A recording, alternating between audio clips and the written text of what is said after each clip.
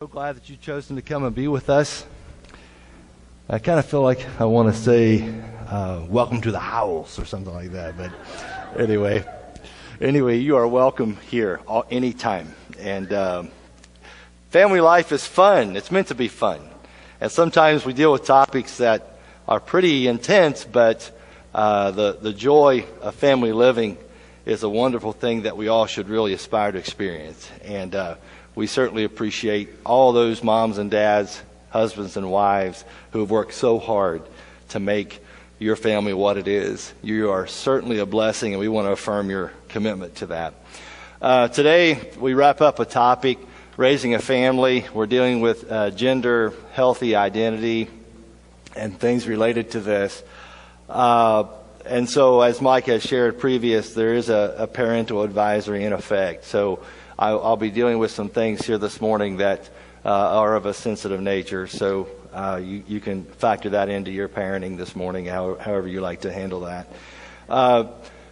Really, the presentation today it's more than just a presentation, but there are so many good things I need to talk to you about related to our topic. Of course, I would like to begin by sharing a couple of stories and then talk to you a little bit about gender-healthy home environment and how you can set up your home in such a way that your children have a healthy gender identity from an early age. So that's the constructive part of this. And then also, I would like to share with you and feel led to share with you a longer story, something you'll never read in the media, something they will never interview on the Today Show or whatever. They will never publicize this story that I'm going to share with you this morning. So it's a very defining story.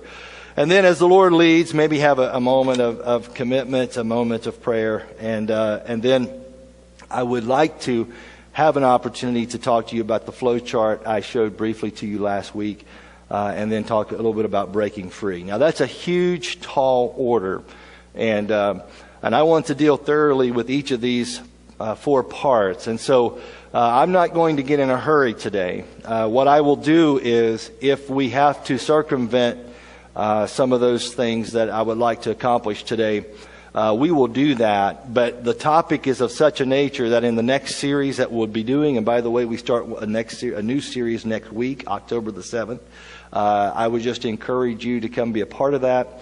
And anything that I'm not able to deal with today that I have on my agenda to deal with, we'll roll it over into some of those topics, and we'll get to it eventually. So I don't want you to be disappointed if I don't give all the time that I like to give. Maybe you came excited about that flow chart and really want me to explode it, and believe me, it's explodable. And we can just tear into that today and have a lot of fun with that. But I don't want to begin with that because it sets a tone I do not want to set.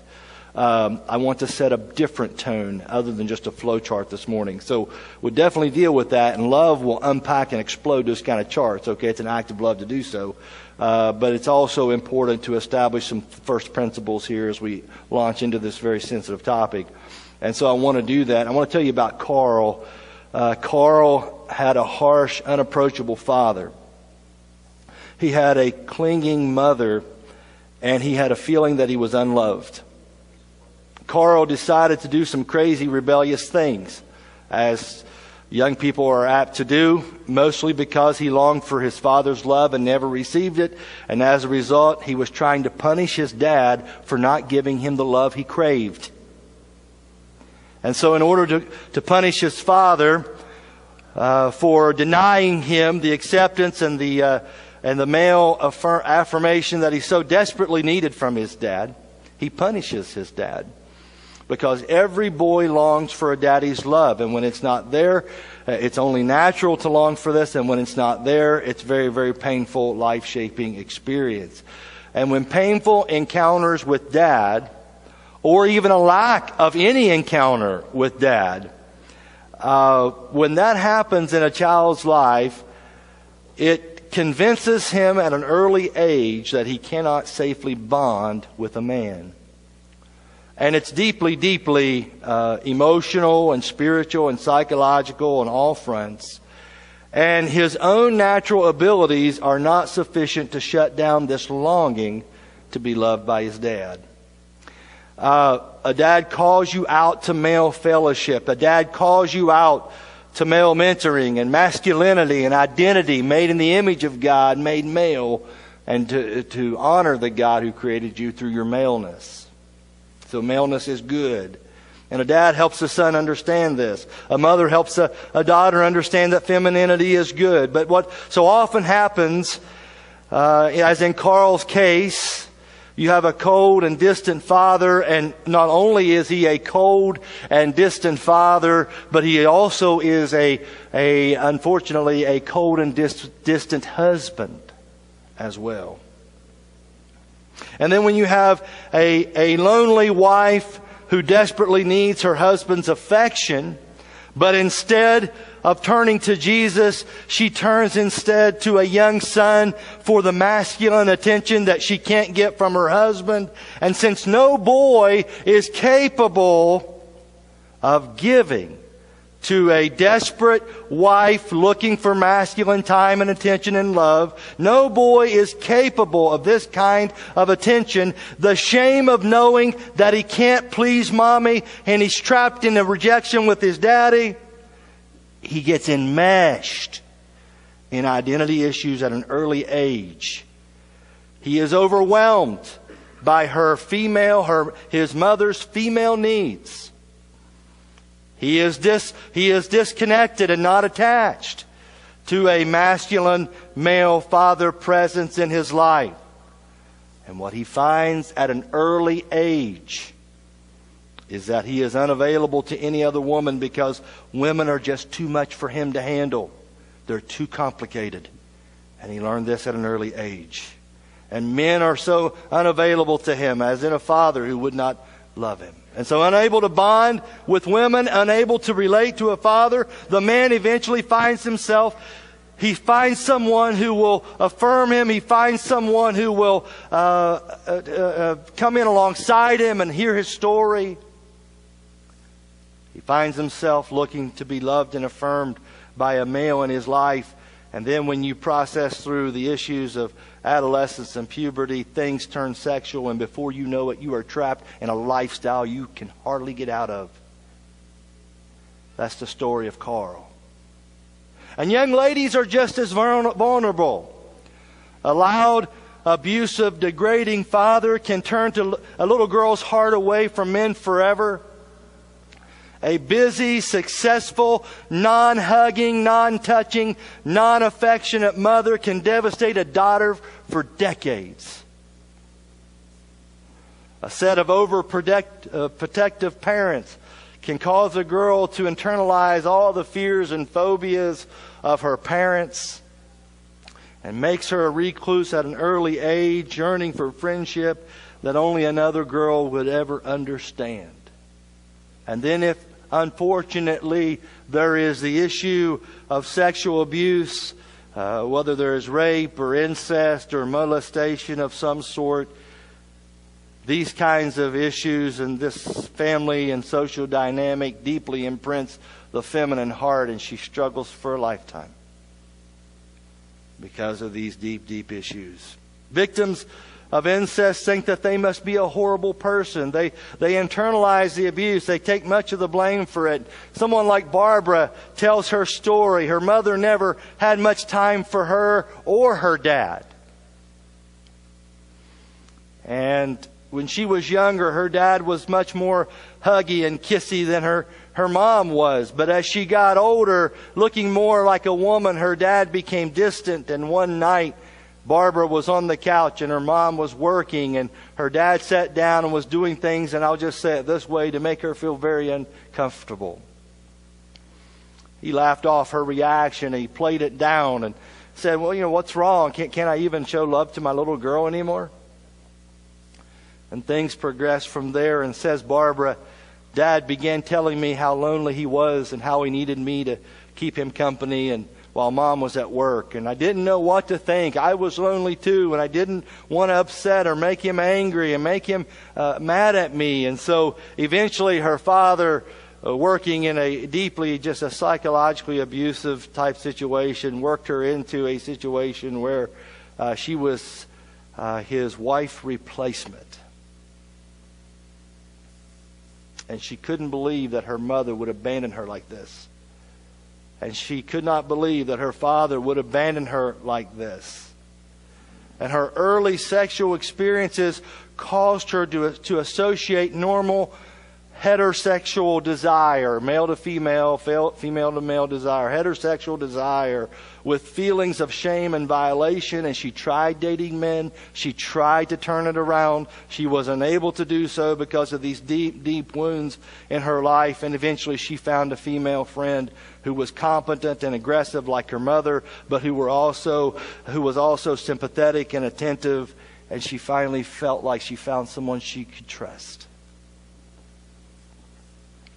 Do you see this morning how deep this goes? Can you relate? Can you see the deep, deep spiritual, emotional, psychological wounds that some people walk into Stonesdale Community Church with every Sunday? I ask you the question, can we create a kind of safe place for people who have struggled, who continue to struggle with these kinds of issues? When the family breaks down and a child's developmental years it's in that period of time and window of opportunity when they really need to be shaped, and instead there's these deep wounds that are inflicted and sustained in their lives, what you will find is you find a very broken young lady, a very broken young man, and they don't know what to do.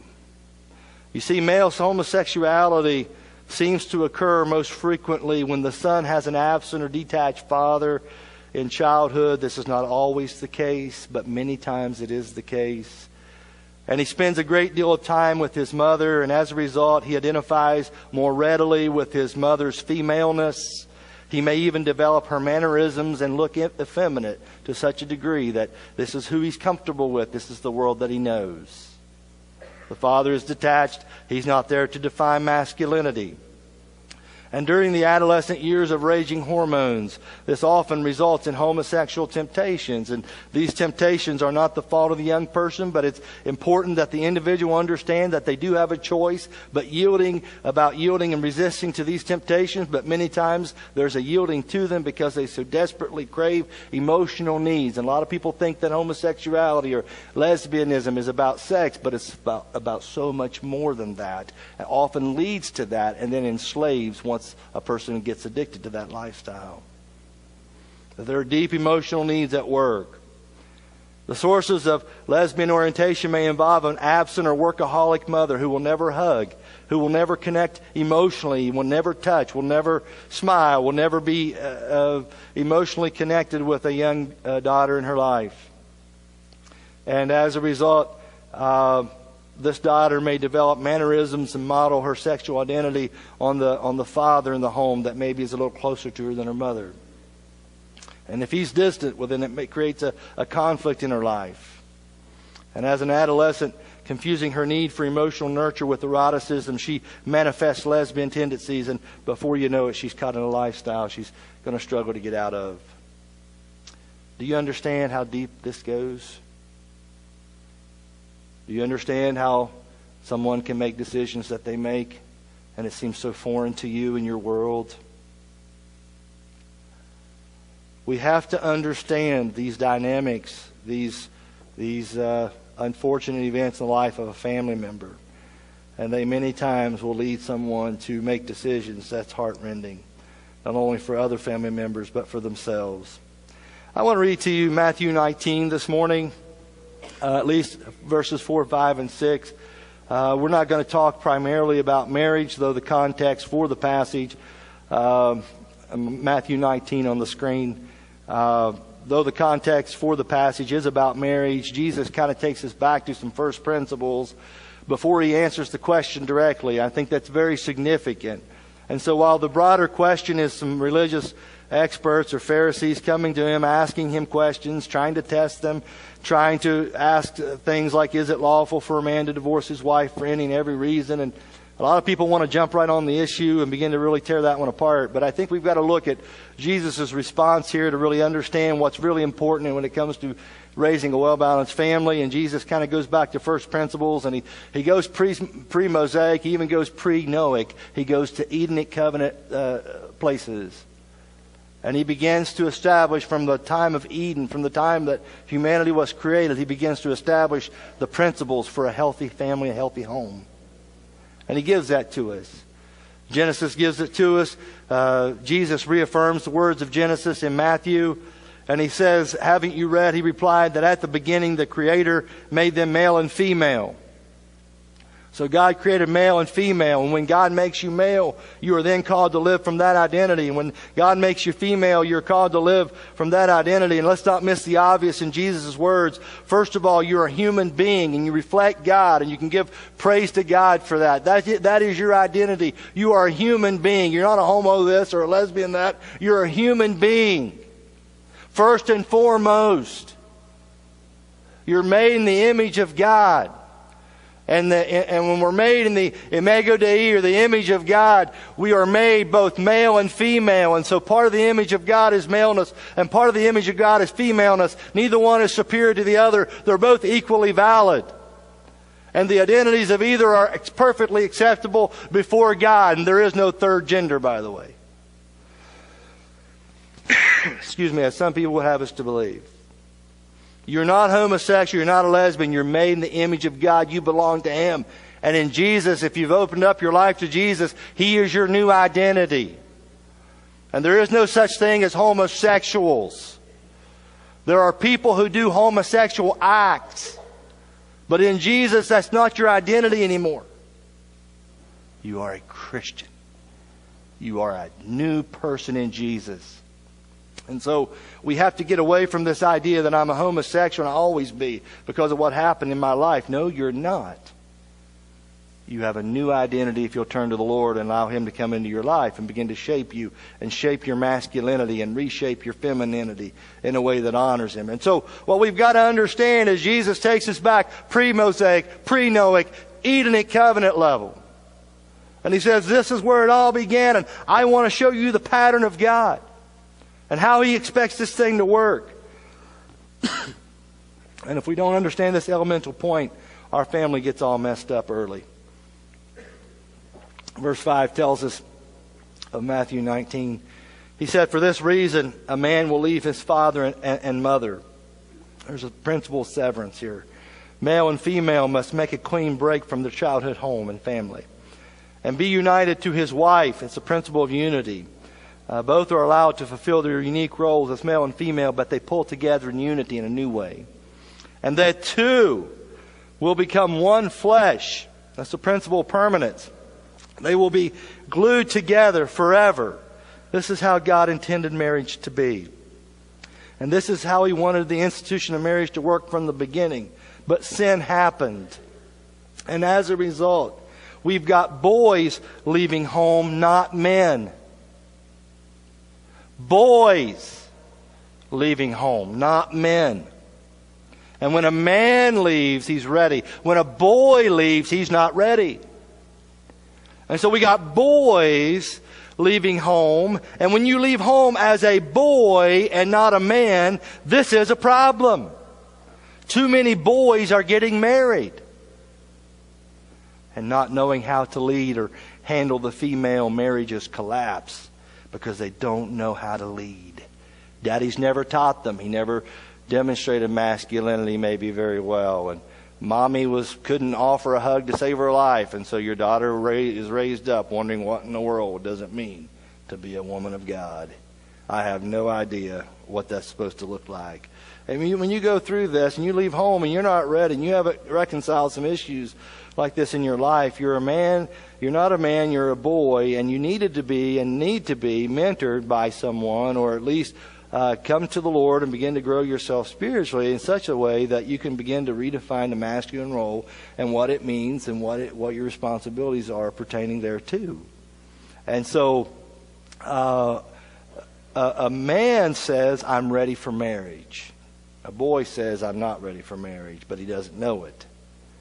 And maybe he knows it and he denies it because of other things. But a man says, I'm ready for marriage. I understand my role. A man says, I know how to love the female. I'm comfortable with my masculinity. I understand what the role of femininity is to be, and I know how to respond to this and how to love her.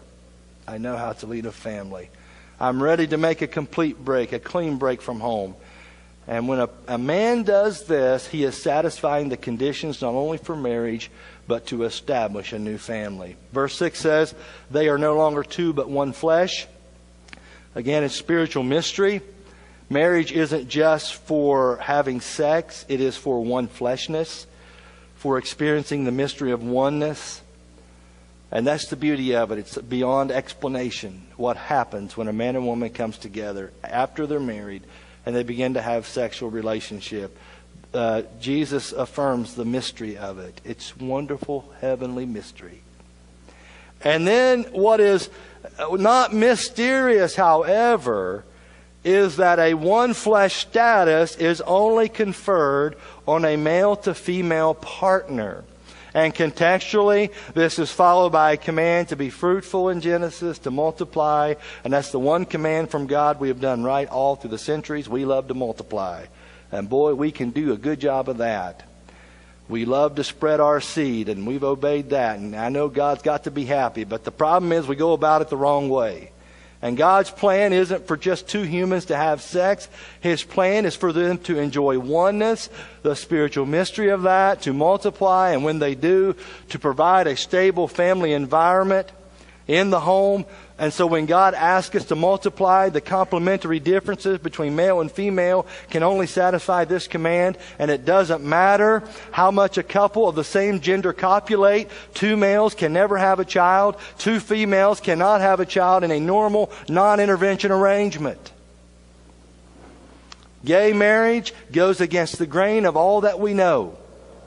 In other words, a same-sex couple can try for years to have a baby. It will never happen because God's plan from the very Edenic beginning is holy heterosexuality. And it will always be His plan. And Jesus affirms it and spells it out. So if you got a problem with the Old Testament, you can't have a problem with Jesus in the New. Maybe you accept the Gospels. Maybe you accept just the story of Jesus, and that's all you're going to use as authority in your life. Well, what Jesus does, He affirms what we already know in Genesis. Okay? And therefore what God has joined together, let no one separate. So we know the wrecking ball of the fall has done a number on the principle of permanence, and all things necessary, though, for raising gender-healthy children are here. And I think what we have to do as parents is to ensure that we've got these principles at work in our families. And first of all, both husband and wife have clearly defined roles. If you want, beginning a list of 4 or 5 things here now.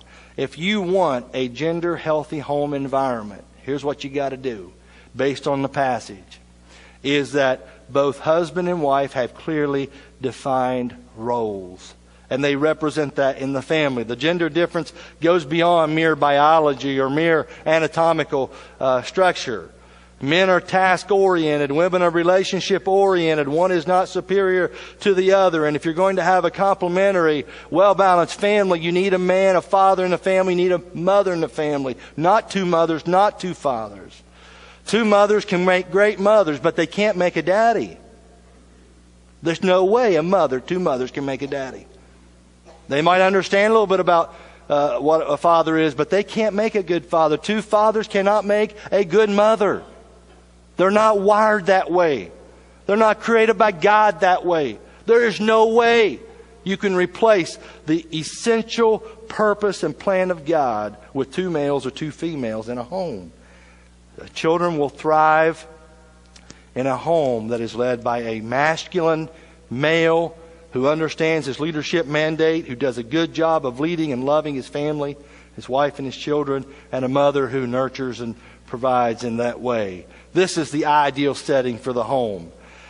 Secondly, the father in a healthy gender identity driven home, the father is an involved leader and is warm and affectionate toward his children. Okay? What does Matthew 19 say? It says, and which parent is referenced first? Look back at slide. The Father is.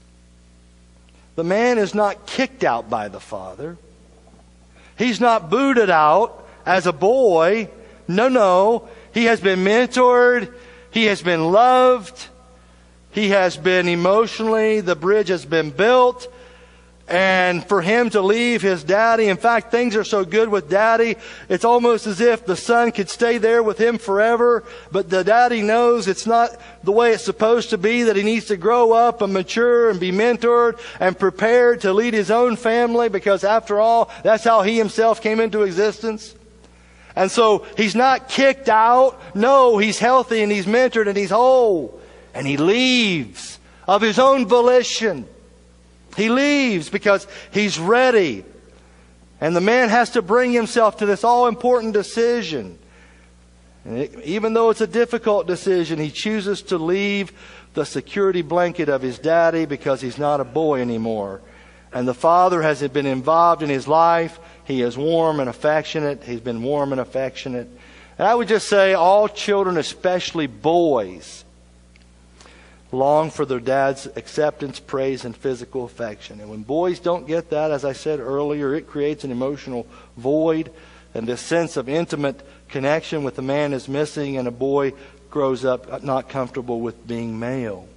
Robert Lewis tells about his father, and there's a picture of this guy in my slideshow. Robert Lewis has written a book, Raising a Modern Day Knight. You can pop that up on the screen if you would.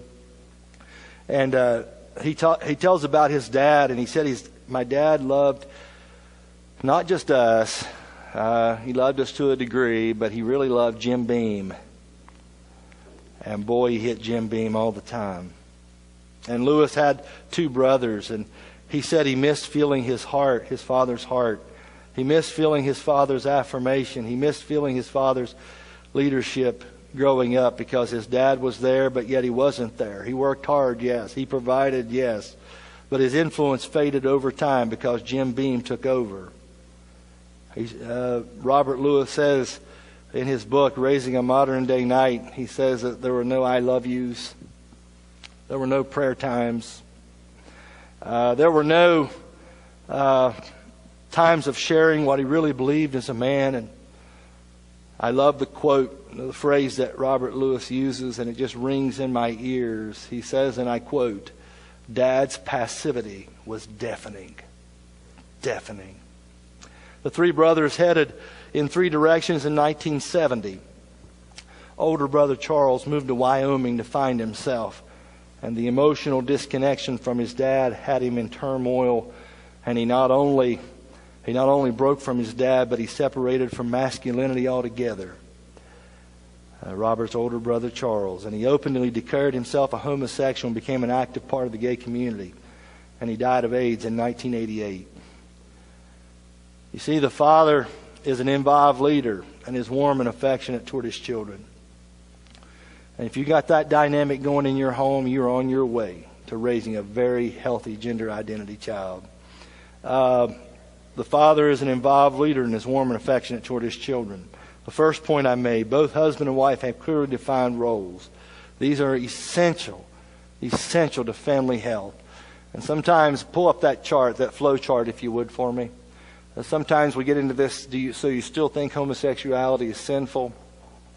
And I'm going to, if I'm not able to break this down like I'd like to today, I'll pull it into the Judges series.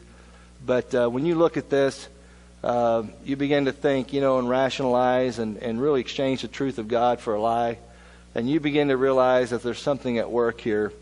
And when you look at how, okay, I'm not civilized if I disagree with your viewpoint. If I disagree with your flow chart, I'm not civilized. I need to grow up. I'm not progressive enough. I'm chauvinistic and judgmental. Well, how does it feel when your older brother Charles dies at 1988 of AIDS because his daddy never loved him? Is that progressive? Is that chauvinistic? Is that wise? Is that a culturally relevant way to look at the issue?